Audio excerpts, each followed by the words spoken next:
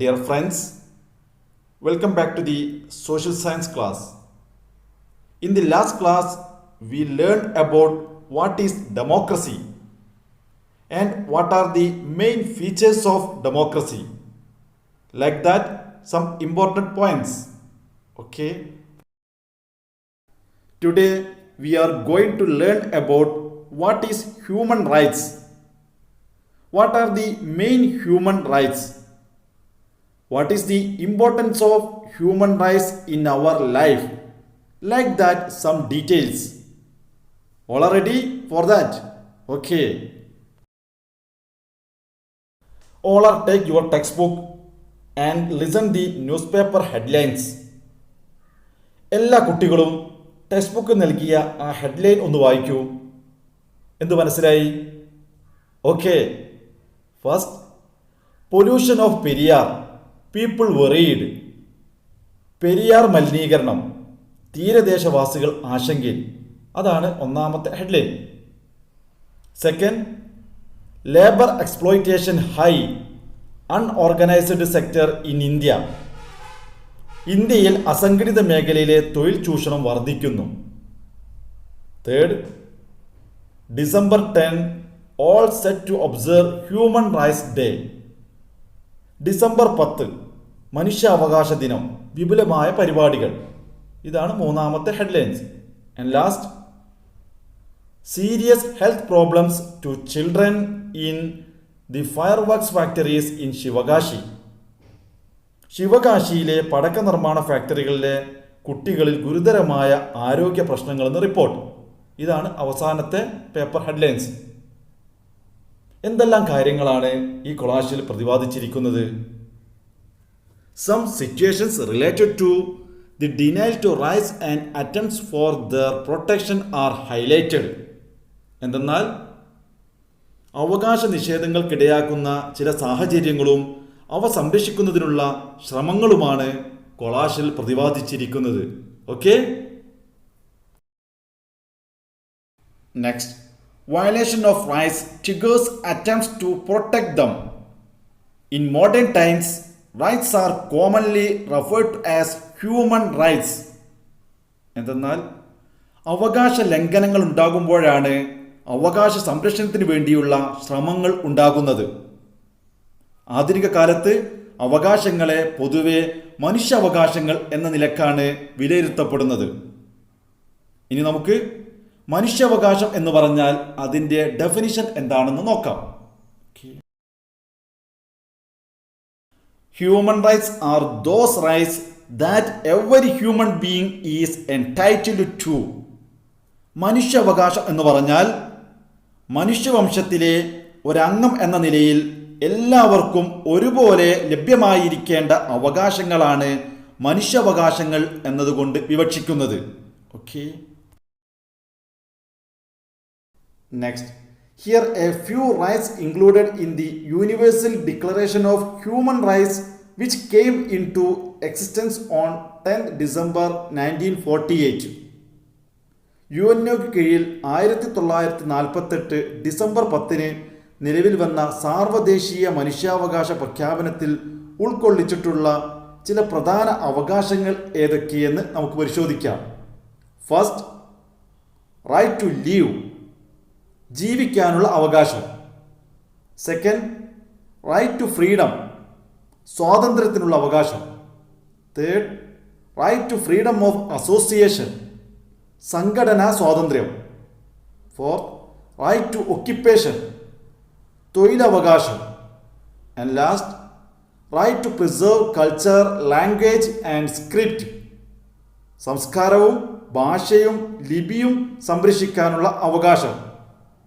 എന്നിവയാണ് സാർവദേശീയ മനുഷ്യാവകാശ പ്രഖ്യാപനത്തിൽ ഉൾക്കൊള്ളിച്ച പ്രധാന അവകാശങ്ങൾ. Next, the government of India has taken a number of steps to protect human rights at the national and state levels. മനുഷ്യാവകാശ സംരക്ഷണത്തിന് വേണ്ടി ഇന്ത്യ ഗവൺമെന്റ് ദേശീയ തലത്തിലും സംസ്ഥാന തലത്തിലും നിരവധി നടപടികൾ കൈക്കൊണ്ടിട്ടുണ്ട്. അവ ഏതൊക്കെയെന്ന് നമുക്കിനി പരിശോധിക്കാം. The most prominent among them is the formation of the National Human Rights Commission and the State Human Rights Commission. അവയിൽ പ്രധാനപ്പെട്ടതാണ് ദേശീയ മനുഷ്യാവകാശ കമ്മീഷന്റെയും സംസ്ഥാന മനുഷ്യാവകാശ കമ്മീഷനുകളുടെയും രൂപീകരണം. Okay, next topic, national human rights commission, ദേശീയ മനുഷ്യാവകാശ കമ്മീഷൻ. ഇനി നമുക്ക് ദേശീയ മനുഷ്യാവകാശ കമ്മീഷന്റെ രൂപീകരണവും അതിൻ്റെ ഘടനയും കമ്മീഷന്റെ ചുമതലകളും ഏതൊക്കെയെന്ന് പരിശോധിക്കാം. Okay, the formation of national human rights commission is an important step in the direction of protecting human rights at the national level. മനുഷ്യാവകാശ സംരക്ഷണത്തിന് വേണ്ടി ദേശീയ തലത്തിൽ കൈക്കൊണ്ട പ്രധാന നടപടിയാണ് ദേശീയ മനുഷ്യാവകാശ കമ്മീഷന്റെ രൂപീകരണം. The commission is constituted under the Human Rights Commission law passed by the Parliament in 1993. 1993 parliament പാസാക്കിയ മനുഷ്യാവകാശ സംരക്ഷണ നിയമമനുസരിച്ചാണ് കമ്മീഷന് രൂപം നൽകിയത്. The commission comprises of 5 members including the chairman. A retired Chief Justice of the Supreme Court will be the chairman of the commission. ദേശീയ മനുഷ്യാവകാശ കമ്മീഷനിൽ chairman ഉൾപ്പെടെ 5 അംഗങ്ങൾ ഉണ്ടാകും. റിട്ടയർ ചെയ്ത ഒരു സുപ്രീം കോടതി ചീഫ് ജസ്റ്റിസ് ആയിരിക്കും കമ്മീഷന്റെ chairman. Okay, next, functions of national human rights commission. ഇനി നമുക്ക് ദേശീയ മനുഷ്യാവകാശ കമ്മീഷന്റെ ചുമതലകൾ എന്തൊക്കെയെന്ന് പരിശോധിക്കാം. First, enquire about complaints related to the violation of human rights. മനുഷ്യാവകാശ ലംഘനവുമായി ബന്ധപ്പെട്ട പരാതികളിന്മേൽ അന്വേഷണം നടത്തുക. Second, visit jails to study the life situations of the image and make recommendations. ജയിലുകളും മറ്റും സന്ദർശിച്ച് അന്തേവാസികളുടെ ജീവിത സൗകര്യങ്ങൾ പഠിച്ച് ശുപാർശകൾ നൽകുക.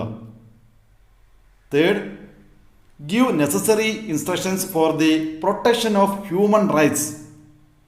മനുഷ്യാവകാശ സംരക്ഷണത്തിന് ഫലപ്രദമായ നിർദ്ദേശങ്ങൾ നൽകുക. And last, promote voluntary organizations that work for human rights. മനുഷ്യാവകാശ രംഗത്ത് പ്രവർത്തിക്കുന്ന സന്നദ്ധ സംഘടനകളെ പരിപോഷിപ്പിക്കുക. എന്നിവയാണ് ദേശീയ മനുഷ്യാവകാശ കമ്മീഷന്റെ പ്രധാന ചുമതലകൾ. ഓക്കെ, ഇന്ത്യയുടെ ആദ്യത്തെ ദേശീയ മനുഷ്യാവകാശ commission chairman justice Ranganath Mishra ആയിരുന്നു. അതുപോലെ ഇപ്പോഴത്തെ ദേശീയ മനുഷ്യാവകാശ commission chairman justice S Rajendra Babu ആകുന്നു. Next topic, state human rights commission, സംസ്ഥാന മനുഷ്യാവകാശ കമ്മീഷൻ. സംസ്ഥാന മനുഷ്യാവകാശ കമ്മീഷന്റെ ഘടന എങ്ങനെയെന്ന് നമുക്കിനി പരിശോധിക്കാം. State human rights commissions are constituted in all the states. എല്ലാ സംസ്ഥാനങ്ങളിലും സംസ്ഥാന മനുഷ്യാവകാശ കമ്മീഷനുകൾക്ക് രൂപം നൽകിയിട്ടുണ്ട്. The Kerala state human rights commission came into being in 1998.